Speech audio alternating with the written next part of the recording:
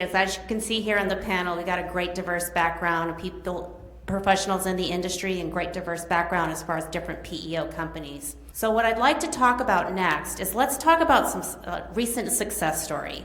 Maybe give us an industry, the size of the company, and really why did they go with the PEO company? We have some significant verticals in hospitality, restaurants, and senior living.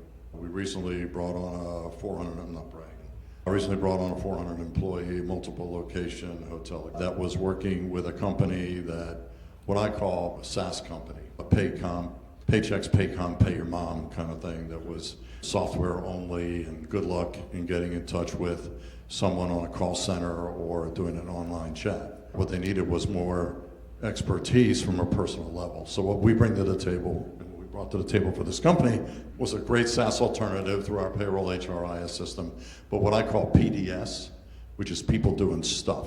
We're pretty old school when it comes to that. I've got HR people locally, I've got client service managers and all of that. And if you've got a problem, you've got that HR person sell them. Their problem is this particular company, they didn't have a large HR department and they were expanding so rapidly. It was like, do we hire somebody, pay them $100K plus bennies and taxes, or do we outsource to a company for everything that can be done by a PEO or an ASO?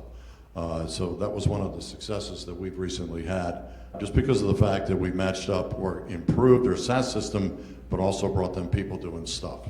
Thank you. I always like dealing with people versus chat or call center.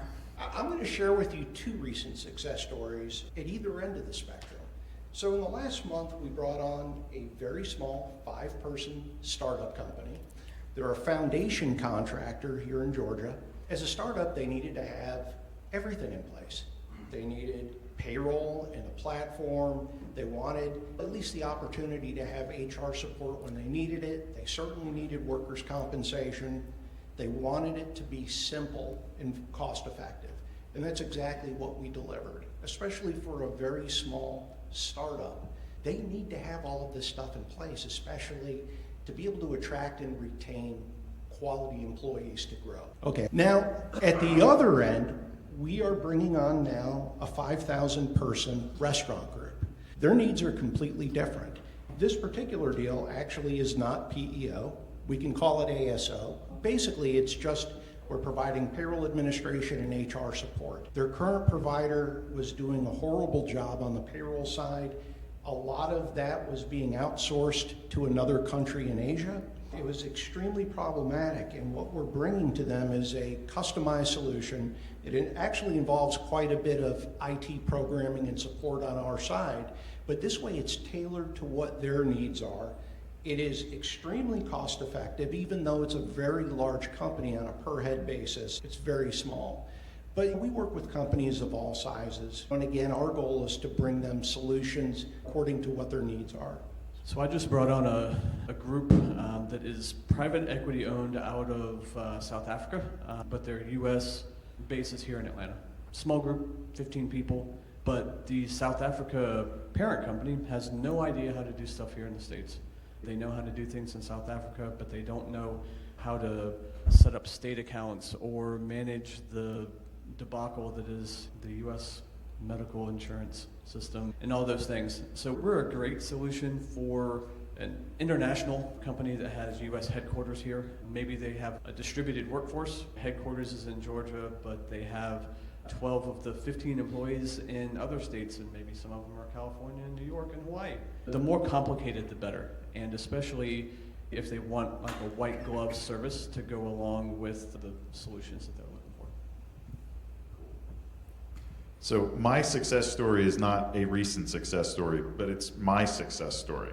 As I mentioned earlier, I owned a company. So I was a small business owner who had paychecks for payroll. I had small group health plans through Kaiser. I didn't have anybody on the HR side, and we had about 15 people, and we figured out a better way to sell the services that we had. So I needed to hire people. So we actually ended up doubling it by the time I ended up selling the company. And the reason I bring that story up was because when you're dealing with your clients that might be in that small business segment that Brock talked about, that 5 to say 150, but specializing in 20 to 80, that's generally the pool that I was playing in, and I didn't know what I was doing. in fairness. I just didn't understand that back end, or it wasn't that I knew where we wanted to go, but I didn't necessarily have the tools. And I also had employees that were in multiple states. So we were headquartered in California, but I had an employee in Oregon, I had an employee in Washington.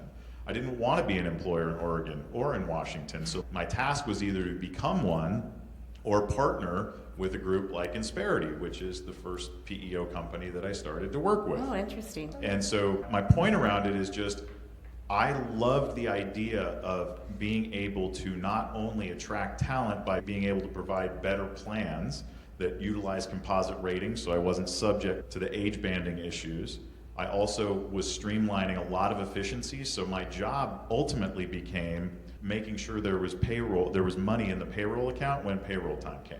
I had infrastructure, I had payroll, I had HR compliance. I was a multi-state employer at that point, so there was a lot of value in what Susanna had referenced earlier around streamlining processes. Now, unfortunately, to Brock's maybe dismay, I left Insperity and moved over to TriNet. So we have a new CEO, so I was joking with him earlier. There is literally no one that has drank more TriNet Kool-Aid than me at this point. I've sold it, I consumed it, and now I work with broker partners to be able to show them the value of it as well. So an older success story, yes, but it's something that I see replicated on pretty much on a monthly and quarterly basis at TriNet. So the idea is to be able to provide business owners with, if our old CEO was here, he'd talk about risk aversion.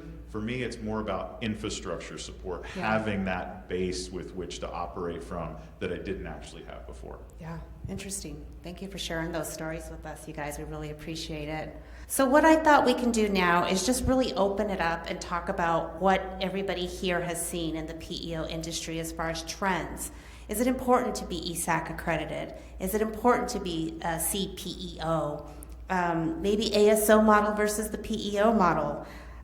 Carving out the medical plans and maybe some of the underwriting changes that have gone on in the PEO industry, or just anything that you guys have seen as far as just trends in the PEO space.